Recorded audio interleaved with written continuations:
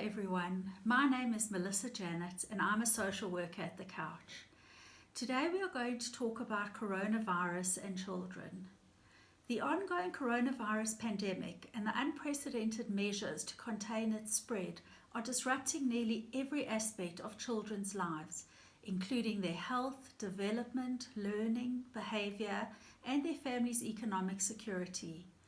Unfortunately, one of the most important aspects it's affecting is children's mental health. Children's sense of safety, security, and normalcy have been challenged like never before. They are worried about being isolated from family and friends, and indeed from catching the virus. Parents may be confused around how to address their children's fears or how to explain the extreme containment measures to their children. As a parent, you want to ensure you are doing everything to protect your child. But how can you help your children with their feelings of anxiety, stress, and uncertainty? Today, I'm going to outline 6 ideas for parents of how they can create a sense of normalcy at home whilst navigating this new normal. The first one is to be calm and proactive. Parents should have a conversation with their children about the virus and the role that they can play in keeping themselves healthy. This needs to be done in an age-appropriate way according to your child's level of understanding. Remind your children about the things that they can do in preventing infection, such as hand washing, wearing a mask, staying at home, and not touching their faces. This will help them to feel empowered and more in control of their situation. The second issue is to stick to a routine. This can't be emphasized enough. Children need structure. Parents are having to very quickly invent entirely new structures to get everyone through the day. As much as possible, parents need to have a schedule for the day. This should include playtime, where children can connect with their friends virtually on their devices, but they should also have technology-free time. It's important to try and build in activities and exercises for children to help them burn off energy during the day. Older children may be doing schoolwork from home, which also requires a great deal of structure and routine. Parents are encouraged to think about things that they value and to try and build a structure that reflects that.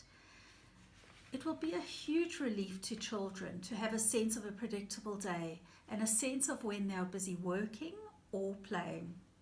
Having said that, it's okay for things to be more relaxed at times. These are unprecedented challenges that we are facing, and so it's important not to place too much pressure on children and indeed parents to follow strict routines. It's okay if things slip at times. Remember, everyone is trying to do their best. The third aspect is to let your child feel their emotions. The coronavirus has brought up a surge of emotions for both adults and children, including grief, sadness, trauma, and anxiety. Children's lives have in effect been turned upside down. Schools have closed, play dates cancelled, concerts, sporting events, and so many other extramural activities have all fallen by the wayside. And this can lead to a deep disappointment for children and a feeling that they are missing out because of COVID.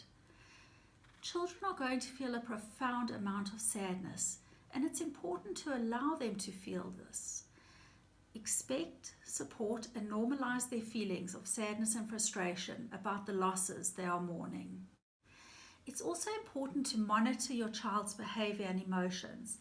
They may need a lot of reassurance at this time. If you are particularly worried if their behavior is regressing or if they are showing a great deal of anger or sadness, you may wish to seek professional guidance and support. The fourth issue is to check in with children about what they are hearing. There is so much misinformation circulating about coronavirus.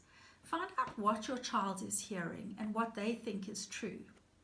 It's important to correct any inaccuracies along the way and to directly address any misunderstandings. Always find out first from your child what they already know and then start from there in terms of getting them back on the right track. Be mindful as well in terms of how much information children are consuming about coronavirus, whether that's online, through TV, or indeed adult conversations. Many adults are experiencing information overload, so it stands to reason that children should also be protected from this. The fifth issue is to create welcome distractions.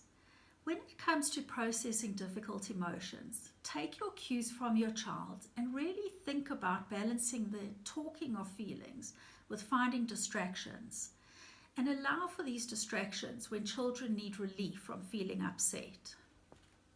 Some things to try could be family game night, cooking meals together, exercising together, anything that your family may enjoy as a distraction from the new stresses of life under lockdown. The sixth issue is to monitor your own behavior. Parents are of course feeling anxious, and children will take their emotional cues from their parents. Parents therefore need to try and do what they can to manage their own anxieties in their own time and not to overshare their fears with their children. This may mean that parents may have to contain some of their emotions, which can be very hard at times, especially if their feelings are very intense. Children rely on their parents to provide a sense of safety and security. Remember, children are the passengers on this journey. We are driving the car. And so even if we are feeling anxious, we can't let that get in the way of them feeling like safe passengers. This is an extremely challenging time for the whole world, but for parents, their children are their world. And if you are worried about any aspects of your child's emotional well-being, please contact me via the couch for counseling, support and guidance for either yourself or your children. I wish you all good health in every way and keep safe.